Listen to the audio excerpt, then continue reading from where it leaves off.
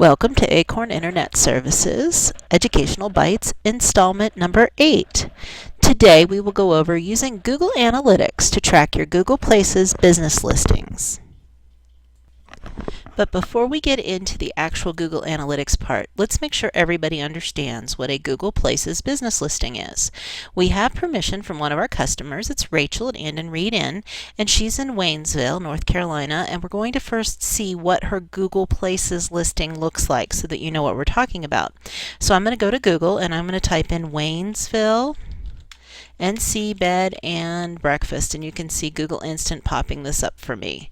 So I'm going to do a search on that, and you'll see here, right here at F, that this area right here where it says local business results for bed and breakfast near Waynesville, and Andon Reed Inn is letter F. She's got the little visit our website additional tag on her listing, and this is considered Google Places. Now, if I scroll down a little bit, we will also find Andon Reed Inn in organic. She's right here in organic also.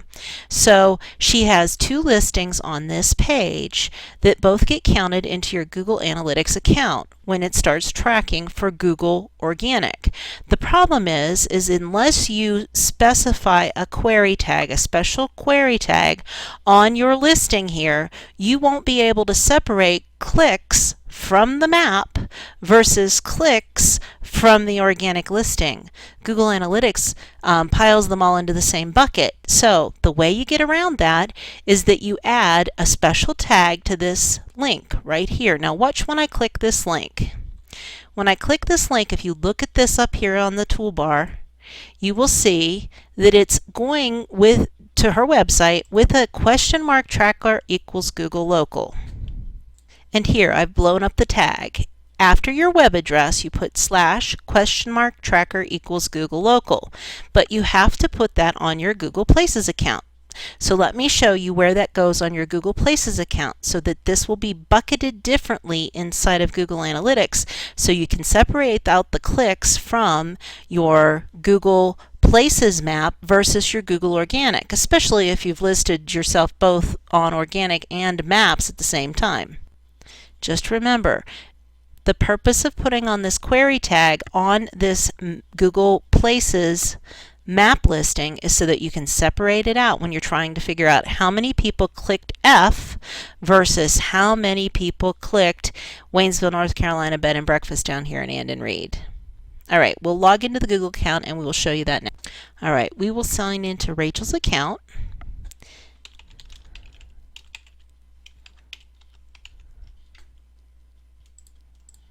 And once you sign into your account, you can tell you're signed in because your address is up here at the top.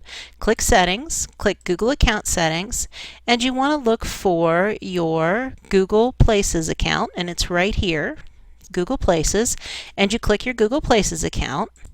And once you're in your edit screen for your Google Places account, you will see the website area for your field where you're going to put in your address, and it's Andon Reed Inn / tracker equals Google Local.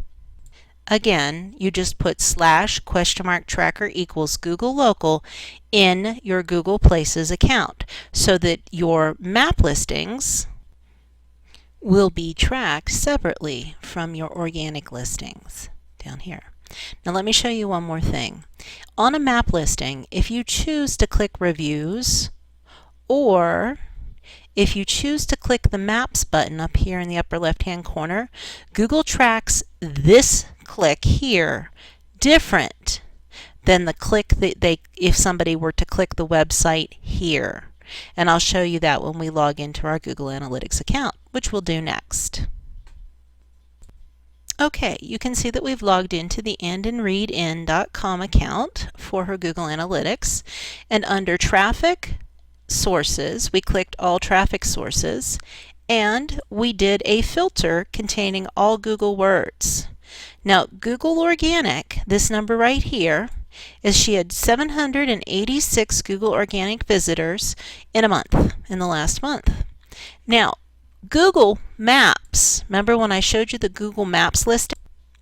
The Google Maps listing, when you click Andon Reed Inn, that is being tracked under maps.google.com as a referral.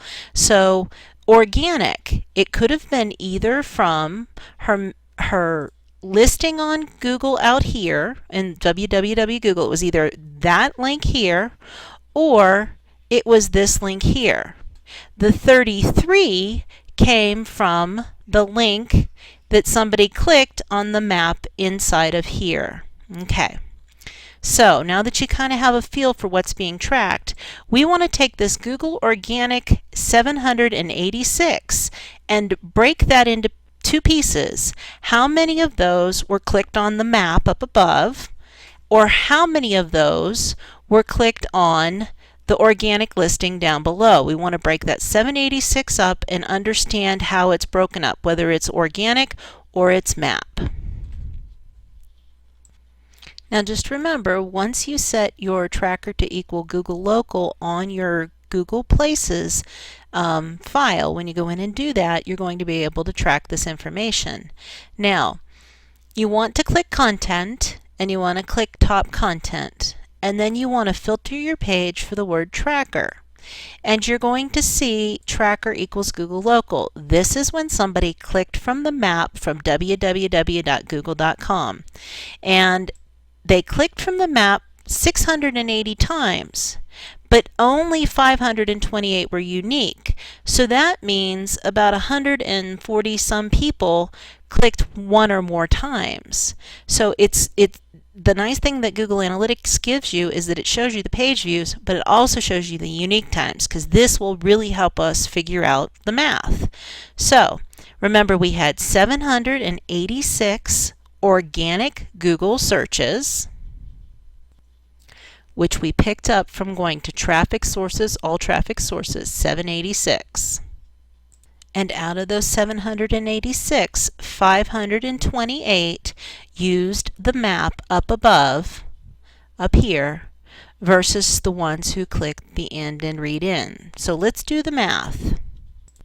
Okay, we had the 786 Google organic visitors, and we know the unique Google Places visitors because of our query tracking code was 528. That's off the map, letter F, where and in read was listed. And if you do the math and you divide the 528 divided by the 786, that equals 67%. So 67% of the Google organic visitors came from the Google Places map, and 33% came from the organic listings below the map. So hopefully you can see the value of working on your map places, your Google Places, your map here, to get the highest the highest level you can. I mean, Rachel's getting a 67% click-through here on all of organic from a map, and she's not even in the first place, so that's pretty darn good. She's got 67% coming from there and 33% coming from here. So that's all for today's today's educational Bytes. And if you have any questions, give us a holler. Otherwise, go give this a shot yourself and see how your numbers look. Thanks, and tune in for our next educational Byte.